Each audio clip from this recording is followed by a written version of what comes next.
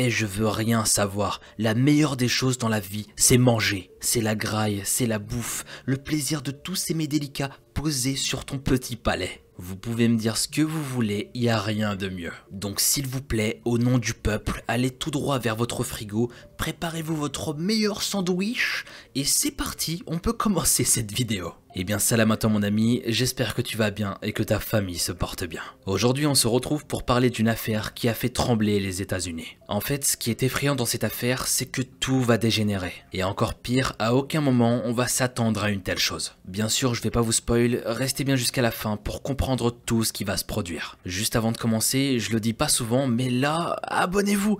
Pour tous ceux qui arrivent, abonnez-vous s'il vous plaît, ça me ferait vraiment plaisir. En plus de me rendre heureux, je vais voir la communauté s'agrandir de plus en plus et ça va me motiver à vous faire encore plus de contenu. Et surtout mes amis, il est temps de montrer à ce putain de YouTube Game qu'on est présent. Ladies and gentlemen, et j'en ai marre. Prenez une batte de baseball et détruisez-moi cette barre de like. J'ai failli me cogner la tête avec ma batte, je suis vraiment un fou. Non vraiment, prenez une batte de baseball et détruisez-moi cette barre de like. Montrez-moi que vous en voulez. Maintenant, sans plus attendre, éteignez votre lumière, installez-vous tranquillement et laissez-vous emporter par ma voix.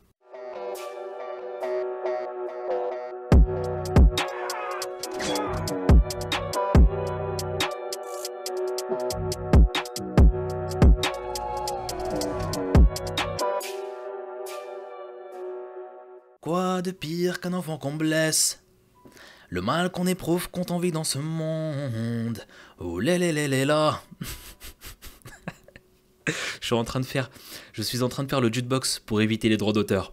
M'en voulez pas. C'est comme ça maintenant YouTube. Si je veux pas avoir de soucis, je suis obligé. Enfin bref. Comme je le dis dans ces paroles, quoi de pire qu'un enfant qu'on blesse? Et ça a plusieurs significations. Je m'explique. Dans notre vie, on a tous fait face à un fléau qui s'appelle le harcèlement. Quand une personne va te discriminer, ne pas te laisser une minute de répit. Vous imaginez à quel point ça peut être douloureux et avoir des répercussions. Tu vas insulter, manquer de respect à un pauvre enfant ou adolescent juste parce qu'il est différent. Vous savez, ce genre de méchanceté à répétition, jusqu'à devenir du harcèlement, y a rien de pire. Et si je vous dis tout ça, bah c'est pas pour rien. Dans cette vidéo, on a justement un certain James qui est différent et qui va s'isoler dans son coin. Malheureusement pour lui, ça va très mal finir, et vous allez comprendre pourquoi par la suite. Quand je vois ça, c'est là que je me dis que si les gens l'avaient accepté tel qu'il est, ça aurait peut-être tout changé. Il aurait sans doute beaucoup d'amis, et psychologiquement tout serait rentré dans l'ordre. Mais dans cette vidéo, j'ai l'impression que c'est encore plus compliqué que ça, et on va essayer de comprendre. Je vous propose de nous concentrer directement sur la jeunesse de James Egan Holmes. Let's begin.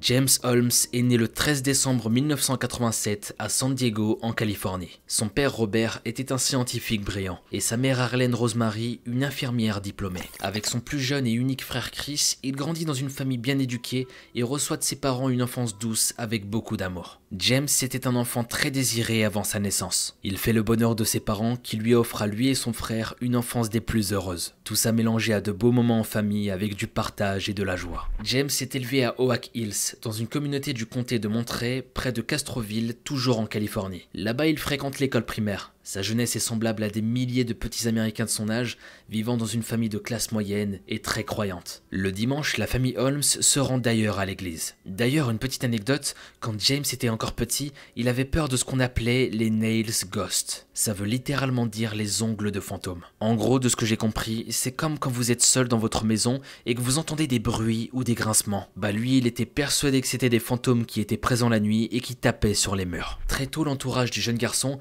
remarque un comportement quelque peu atypique de sa part. Sur le plan mental, James se développe différemment de ses camarades, avec qui il a du mal à établir des relations. Son problème va se développer à tel point qu'à l'âge de 11 ans, il fait une tentative de suicide. Suite à ça, ses parents l'ont fait suivre par différents professionnels, dont un en particulier, le psychiatre Lynn Fenton. Ce suivi va durer une dizaine d'années, et James devra suivre un traitement médicamenteux adapté à son état. À 12 ans, James et sa famille déménagent à 2 heures d'Oak Hills, dans le modeste quartier de Rancho Penasquitos. Là-bas, James aurait commencé à vraiment décliné socialement. Le voisinage le décrit comme un enfant timide, qui semble quelque peu reclus sur lui-même. Parmi les passe-temps de James, on retrouve le foot et le footing. Mais encore, c'est un enfant extrêmement organisé. Dans sa chambre, le garçon de 13 ans range méthodiquement ses livres par ordre d'acquisition. Et il a l'habitude d'aligner soigneusement ses jouets. Malgré son comportement, ses parents sentent que c'est un garçon qui souhaite plaire à tout le monde. Vers l'âge de 14 ans, au collège, James décide de marcher sur les traces de son père et de se donner l'ambition de devenir plus tard neuroscientifique. Pour l'instant, quand on regarde bien, ça m'a l'air plutôt pas mal. Le jeune garçon en veut et il est ambitieux. Il veut croquer la vie à pleines dents et montrer qu'il peut devenir quelqu'un. Depuis sa tentative de suicide, on a l'impression qu'il va de l'avant. Bon, il est toujours décrit comme quelqu'un d'un peu isolé qui est toujours dans son monde. Mais pour l'instant, ça fait pas de lui quelqu'un de bizarre ou de dangereux, je trouve. Enfin bref, continuons pour en savoir plus. À ses 15 ans, il intègre le lycée Westview à côté de chez lui. Là-bas, il joue au football, mais rencontre toujours des difficultés à développer de réelles relations sociales. Les autres parents d'élèves, comme ses camarades, le définissent comme un ado plutôt solitaire et quelconque. Il semble isolé et toujours seul. Après ces quelques années lycéennes, il obtient enfin son diplôme en 2006. Vers ses 20 ans en 2008, il travaille en tant que moniteur dans un camp d'été pour jeunes en difficulté. Le job se passe assez bien, malgré le comportement assez particulier de James.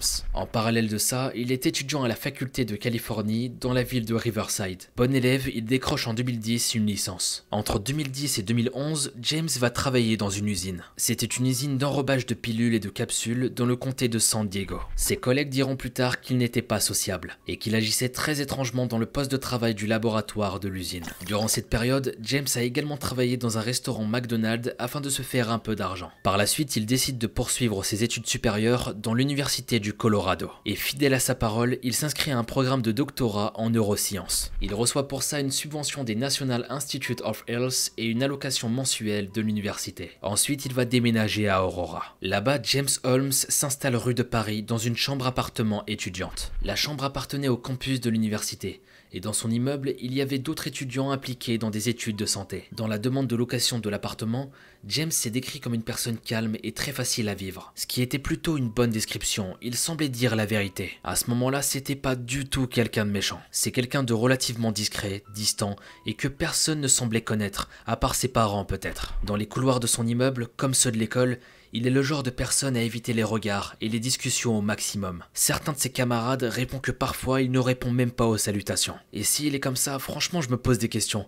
Peut-être qu'il a été harcelé et qu'il ne l'a jamais dit finalement. Vous savez, dans ce genre de situation, parfois on ne le dit jamais. Et après ça ne donne plus du tout envie de faire connaissance avec d'autres personnes. Enfin bref, en ce qui concerne la vie amoureuse de James, il n'y a pas beaucoup, voire pas du tout d'informations à ce sujet. Selon quelques sources, il lui serait arrivé d'avoir quelquefois fait appel à des prostituées. Et apparemment il aurait laissé des critiques de leurs services sur internet. Mais cette information est à prendre avec des pincettes, on n'est pas sûr à 100%. Tout au long de son parcours scolaire, James s'est vu majoritairement avoir d'excellents résultats, même à l'université. Mais ses brillantes performances académiques commencent à décliner lorsqu'en 2012, il se prend de passion pour les jeux vidéo. Hop, je vous vois venir, faut pas mettre tout le monde dans le même panier. Moi quand j'étais petit, j'ai joué pendant longtemps à GTA San Andreas, et c'est pas pour autant que j'ai commis des atrocités. Donc s'il vous plaît, laissez mes jeux vidéo tranquilles, c'est trop facile de pointer du doigt les jeux vidéo je trouve. Bon, j'avoue que pour des personnes fragiles, peut-être que, mais ça reste à voir. Selon un témoignage d'un ancien camarade de classe de son université, James aurait carrément perdu contact avec la réalité, et ce depuis son obsession pour les jeux de rôle. Il joue très souvent à des jeux dans le style World of Warcraft. Ses notes dégringolent et ça devient inquiétant pour son cursus. Surtout qu'en juin de cette année-là, il doit passer un oral très important. Une étape cruciale pour la suite de ses 4 années pour aller jusqu'au doctorat. Le jour J, James échoue malheureusement à l'épreuve. Très peu de temps après, l'administration de l'établissement reçoit un mail inattendu du jeune homme. Il annonçait sa démission de l'université sans donner aucune explication. Cette nouvelle va étonner toute l'équipe éducative, sachant qu'il avait tout pour réussir, il était très intelligent. À ce moment-là, James est un garçon mystérieux, au comportement imprévisible. Et il l'est tellement que quelques heures après son examen, il se rend à une armurerie. Il va acheter un fusil Smith & Wesson MP15 et un fusil de chasse. Il achète également un pistolet Glock 22 ainsi que d'autres armes, c'est ce qu'il avait prévu. D'ailleurs, il va se les fournir sans aucun problème, ayant au préalable obtenu une licence requise dans son état. Mais James ne s'arrête pas là. Il achète près de 3000 cartouches pour ses pistolets, 3000 cartouches pour le fusil et 350 cartouches pour le fusil de chasse. C'est là que tu vois que les Américains, c'est du n'importe quoi. Voilà ce qui se passe quand on autorise le port d'armes. Voilà. Et c'est là que je me dis que je suis bien content de vivre en France. parce que la sécurité, ça n'a pas de prix. Le mois d'après, en juillet 2012, il achète un gilet d'assaut et un couteau. Puis ensuite, il postule pour rejoindre un club de tir dans le Colorado. Mais au final, il ne va jamais s'y rendre. Le patron du club finit par l'appeler, mais il tombe sur sa messagerie, ce qu'il trouvera étrange. Ainsi, près de 3 mois durant, James était en train de préparer quelque chose. Personne ne sait encore ce qu'il a en tête ou ce qu'il projette de faire, mais son appartement est rempli de colis et de boîtes. Et je pense qu'on commence tous à se faire une idée de ce qu'il sera capable de faire. Des armes et des munitions en quantité, autant vous dire que ça sentait pas bon du tout. La nuit, certains de ses voisins disent avoir remarqué d'étranges sentiments provenant de ses fenêtres, comme s'il était en train de bricoler. À d'autres moments, James griffonne sur un cahier et il dessine aussi. Ce sont ses pensées les plus profondes, les plus secrètes, les plus instables qu'il a confiées à ses pages. Dans ce cahier, ce jeune homme témoigne de ce qu'il y a de plus sombre en lui, toute sa folie. Récemment, James a eu une discussion avec sa psychiatre Lynn Fenton, et les nouvelles sont alarmantes. James a manifestement des idées meurtrières. Il a interrompu son traitement, mais continue de prendre d'autres médicaments. Au nom du secret médical, Lynn Fenton décide de ne pas en parler à ses parents. Après tout, d'après elle, c'était sûrement passager. D'ailleurs, ces derniers mois, ses parents n'ont que très peu de nouvelles de leur fils. Et récemment, il leur avait fait part de quelques inquiétudes concernant ses études. À part ça, il n'y avait rien de particulier qu'on pouvait lui reprocher. Tous les étudiants avaient des soucis, et James, avec sa personnalité atypique, en avait aussi. Les moments de faiblesse, ça pouvait arriver à tout le monde. James est un jeune homme intelligent, qui a tout pour réussir dans la vie et apporter sa contribution à la science. Ses professeurs disent de lui que c'est un étudiant remarquable, qu'il semble pouvoir se créer aisément un chemin jusqu'au sommet de l'excellence. Et oui, c'est ce qui aurait pu se passer, et c'est probablement ce que ses proches avaient envisagé pour lui, pour son avenir. Mais aujourd'hui, en cet instant, personne ne peut comprendre James. Personne ne sait ce que son esprit malade est en train de construire. Personne excepté lui-même et son précieux petit cahier à qui il se confie. C'était le début du mois de juillet, et l'été commence à bien s'installer. James a enfin achevé son très court ouvrage. Il emballe tout ça soigneusement dans un petit colis, et après y avoir mentionné une adresse et placé un timbre, il l'envoie. Maintenant, James se prépare à quelque chose qui va changer sa vie pour toujours. Il va sombrer dans l'horreur, et on va découvrir tout ça ensemble.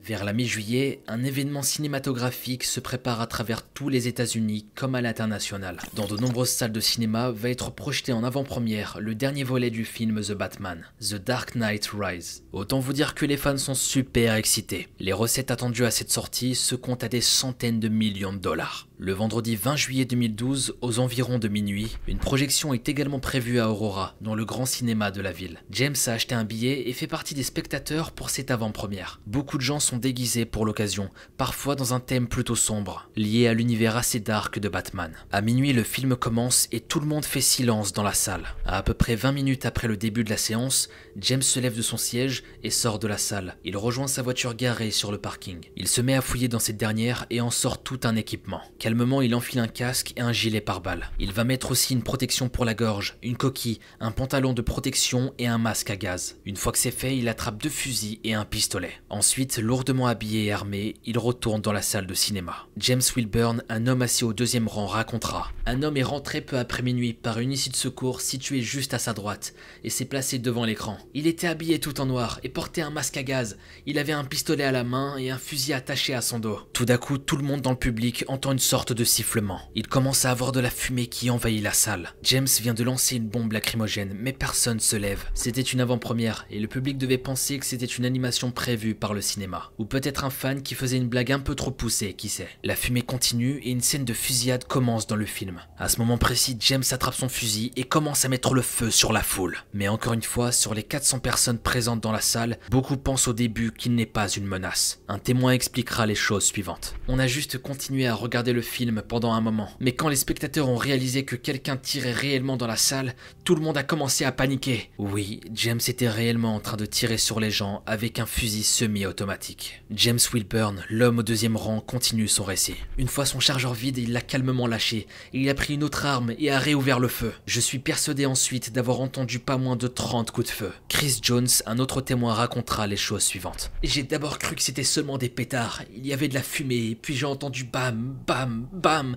Le tireur n'avait même pas besoin de recharger. Les tirs partaient sans arrêt. Des gens ont commencé à s'effondrer. On était sur le sol pour éviter d'être touchés. Alors qu'énormément de gens se font toucher par les tirs de James, James, certaines de ces balles ont carrément traversé les murs pour blesser 3 personnes dans les salles adjacentes. Tout le monde commence à sortir en courant et en criant du cinéma et en baissant la tête. Pendant plusieurs minutes interminables, James était devenu un monstre qui tirait sur n'importe quoi, sur tout ce qui bougeait. Effrayé par la mort et dans un instinct de survie, beaucoup de gens s'enfuient et se bousculent, se blessant les uns les autres dans la panique. Dans son équipement lourd, l'ancien étudiant monte lentement les escaliers, entre les rangées, tout en continuant de tirer. C'était le chaos général, et la présence de nombreux fans déguisés lui laissait l'occasion de se fondre dans la masse. Ainsi, personne ne sait véritablement d'où proviennent les tirs. James peut mettre le feu comme bon lui semble et s'enfuir. Une jeune femme va témoigner sur ce qu'elle a vu une fois à l'extérieur du cinéma. 5 adultes. Parmi eux, il me semble que 3 avaient des balles dans le ventre. Il y avait du sang partout. Une petite fille d'environ 9 ou 10 ans avait une balle dans le ventre et du sang sur les jambes. Au total, 70 personnes sont blessées, dont de nombreuses grièvement. Et James a enlevé brutalement la vie de 12 personnes. Très vite, le 911 est contacté et la police arrive sur place. James sort enfin du cinéma pour rejoindre sa voiture après son horrible massacre. La police l'a repéré et se rapproche du parking avec précaution. James n'a plus que 2 armes sur lui. Il ne résiste pas et les agents l'arrêtent alors qu'il était juste à côté de sa voiture. En fouillant dans son véhicule, la police trouve une herse avec lui. En gros, pour ceux qui ne savent pas, c'est ce qui permet de crever les pneus d'une voiture en cas de course-poursuite. Un objet assez tranchant que tu poses sur la route. James explique qu'il l'avait prévu au cas où la police essaierait de le suivre, lors d'une course-poursuite comme je le disais. La police a aussi saisi un fusil d'assaut, mais également un fusil à pompe et un pistolet dans sa voiture. Une autre arme a été retrouvée dans le cinéma, et peu de temps après qu'il soit arrêté, il a dit les choses suivantes en sortant du cinéma. « Je suis le Joker, l'ennemi de Batman ». Puis ensuite, il n'aurait plus lâché un mot. Lorsque son casque est retiré, les policiers constatent que ses cheveux ont été teints en orange, peut-être en référence au fameux Joker. Il est emmené tout de suite en garde à vue et il est considéré comme le principal suspect. Le principal suspect des fusillades les plus marquantes des États-Unis. Pendant son interrogatoire, James déclare avoir caché des explosifs dans son appartement au nord d'Aurora, à environ 8 km du massacre. Lorsque la police arrive à son domicile, il découvre effectivement qu'elle était truffée de pièges. Il décide d'évacuer tout le monde de l'immeuble ainsi qu'une partie du secteur. Des policiers s'approchent alors par une fenêtre, par l'intermédiaire d'une grue, puis s'emploient à désamorcer minutieusement chaque charge avec l'aide d'une brigade anti-bombe. Dan Oates, le chef de la police locale, déclare que James avait pour ambition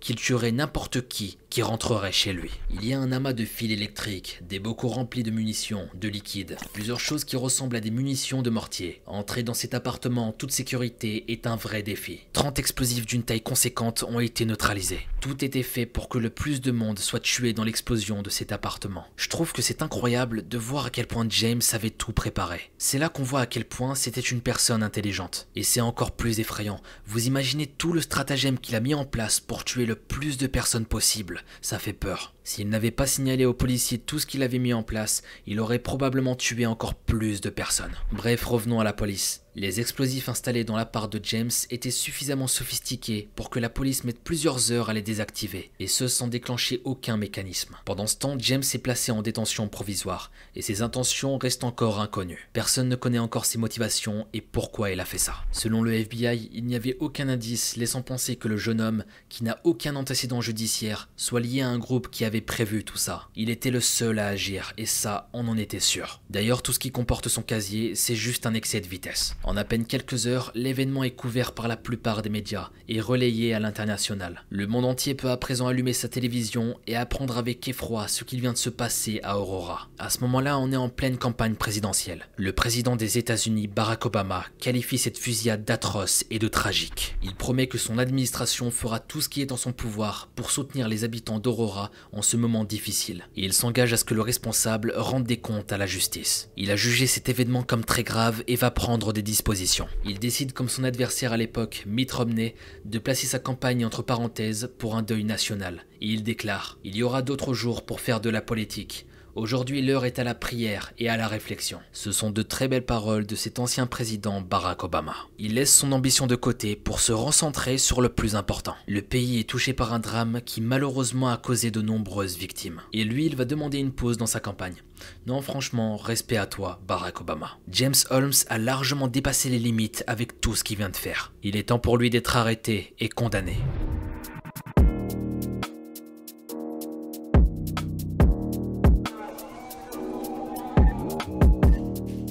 Étant donné la gravité de l'affaire, un premier procès pour James est très rapidement organisé, dans les jours qui ont suivi l'arrestation. Le 23 juillet, une première audience est ainsi ouverte. James ne prononce pas la moindre parole et n'exprime aucune émotion particulière. Il est décidé qu'il serait détenu à l'isolement, afin de le protéger des autres prisonniers et en attendant son véritable procès, lorsque plus de détails seront trouvés par l'enquête. Il est envoyé au centre de détention d'Arapahoe, à quelques kilomètres, sous surveillance suicidaire. Enfin, la date du nouveau procès a été trouvée, le 16 juillet 2015. Le jour J, James est défendu par le public de l'État du Colorado. Au cours du nouveau procès, James avoue avoir tiré, mais il va plaider coupable pour cause d'aliénation mentale. Mais tout le monde le sait, l'ombre de la mort plane sur le jeune homme, qui a maintenant 26 ans. La sentence de la peine de mort est légale à ce moment-là aux États-Unis. James pourrait rapidement y remplir tous les critères pour y être condamné. Au tribunal, il y a aussi ses parents qui sont présents. Ils vont parler de leur fils en le décrivant et en le défendant avec espoir. Ils vont aussi montrer de vieilles vidéos de lui quand il était enfant à l'Assemblée. Tout est mis en place pour essayer de faire comprendre une chose. Ce qu'a fait James est très grave et très choquant,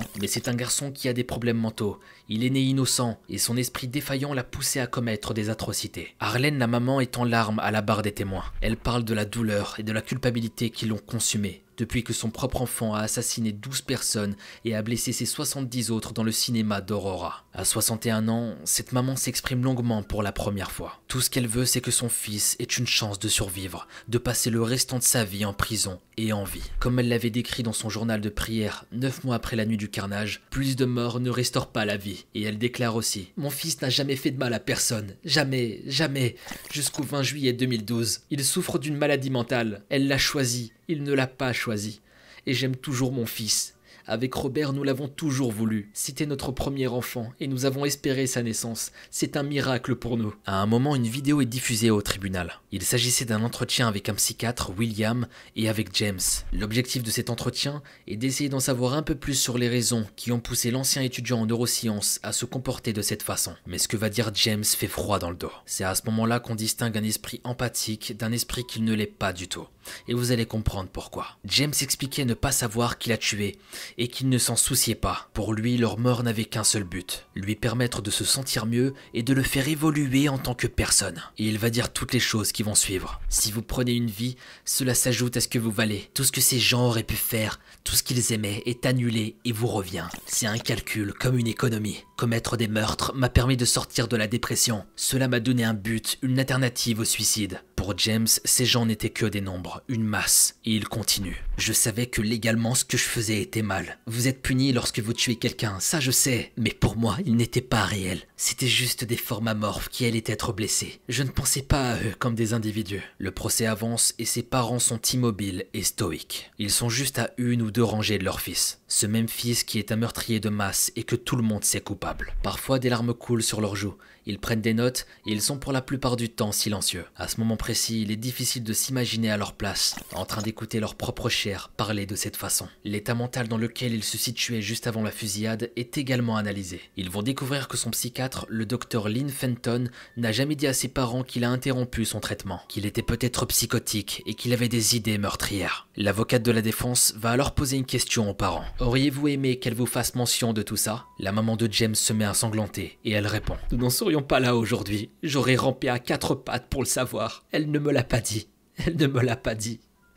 Elle ne me l'a pas dit. C'est là qu'on voit que les parents n'étaient pas tellement au courant que James était en train de changer. Tous les trois ont rarement communiqué directement en 2012, car James avait pris l'habitude de les contacter par mail. Contacter par mail, c'est là qu'on voit à quel point James était dans des habitudes assez étranges. Qui va contacter ses parents par mail, sérieux? Et surtout en 2012? Je sais pas, mais comme moyen de communication, je trouve ça super flippant. Bref, James et ses parents se voyaient très rarement physiquement. Mais le jour de la fête des mères, environ 2 mois avant la fusillade, Arlene raconte que James lui a envoyé un message vocal. Il disait: j'ai des problèmes à l'école, j'ai des problèmes avec les présentations. Arlene continue et elle dit: je lui ai répondu ce qui me semblait être le plus juste, à lui savoir de lui rappeler qu'il avait bien réussi ses présentations à l'époque. Je n'arrêtais pas de lui dire de continuer d'essayer, continue d'essayer, encore. Mais excusez-moi, je n'ai pas réalisé que son appel à l'aide le plus fort résidait dans son silence. Au bout de plusieurs jours de procès, il est temps pour le jury de délibérer. Pendant de longues heures, ils vont discuter et décider de la sentence. À ce moment précis, c'était soit la prison ou la mort. Au bout de 12 heures, le jury a pris sa décision.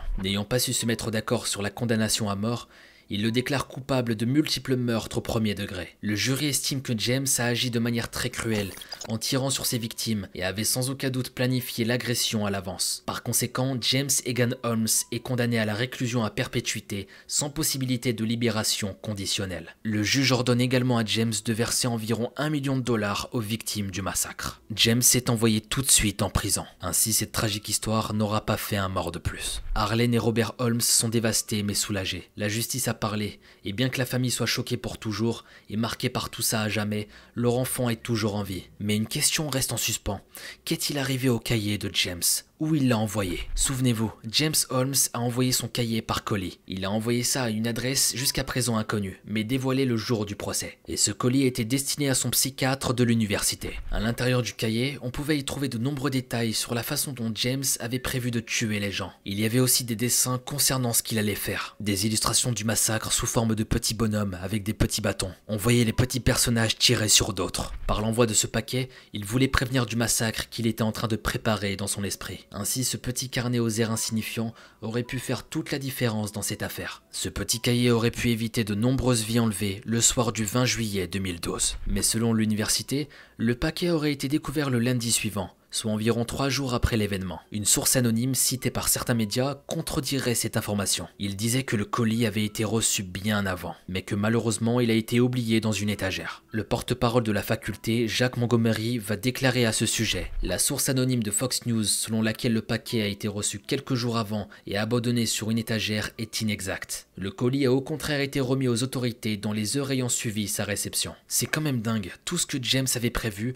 on avait l'impression qu'il voulait que ce soit évité. Mais malheureusement, ce ne sera pas le cas. Quant à James aujourd'hui, qu'est-ce qu'il est devenu? Eh bien, alors qu'il purgeait sa peine en prison, James a été agressé par un autre détenu. À la suite de cet incident, il a été transféré dans un autre endroit tenu secret par l'État. Il a fait plusieurs tentatives de suicide en prison, suite à quoi il a été hospitalisé à plusieurs reprises. Selon le quotidien britannique The Sun, James Egan Holmes se fait toujours passer pour le Joker avec ses co-détenus. Un des co-détenus va dire la phrase suivante: il ne montre pas de remords, il pense qu'il a agi dans un film. La ville d'Aurora dans laquelle s'est déroulée la fusillade se trouve à une trentaine de kilomètres à peine de Columbine, théâtre en 1999 d'un massacre, quand 2 adolescents avaient abattu dans un lycée 13 personnes et en avaient blessé 24 avant de se donner la mort. La police de New York a annoncé qu'elle renforcerait les mesures de sécurité dans les cinémas. Par ailleurs, les armes factices et les déguisements sont désormais interdits. L'avant-première de Batman The Dark Knight Rise, qui était programmée au cinéma Gaumont des Champs-Élysées à Paris, a été annulée. Certains des acteurs invités ne sont finalement pas venus. Pour rendre hommage, Hans Zimmer,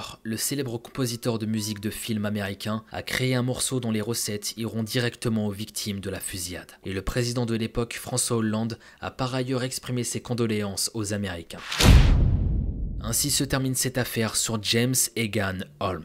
Ici, tout ce qu'il a fait est particulièrement horrible. Mais quand on creuse le comportement qu'il a depuis toujours, sa façon d'être, c'est assez spécial. Je sais pas, mais on a comme un peu de pitié pour lui. Ça nous pousse à essayer de comprendre pourquoi il a fait ça. Bien sûr, peu importe les raisons, ça ne justifiera jamais ses meurtres, et il mérite d'être condamné. Mais quand on le regarde depuis le début, on a l'impression qu'il ne raisonne pas comme quelqu'un de normal. Que d'une certaine manière, il demandait de l'aide aux gens, mais pas de la meilleure des façons. Au fond, personne n'aurait pu se douter de ce qu'il allait faire, je pense. James avait clairement un problème psychologique qui n'a pas été traité. Ça, c'est évident. Ici, c'est facile ce que je vais vous dire, mais s'il avait été vraiment entouré par des amis ou une petite amie, qui sait, et tout ça mélangé à beaucoup plus d'attention et d'amour à son égard, ça aurait peut-être tout changé, il aurait pris un chemin plus sain. Quoi qu'il en soit, j'attends vos avis concernant James, ce que vous en avez pensé, ainsi que vos hypothèses. J'aimerais savoir en commentaire votre point de vue d'un côté psychologique, et surtout si ce massacre aurait pu être évité finalement. Merci d'avoir regardé cette vidéo, je vous dis à la prochaine, prenez soin de votre famille,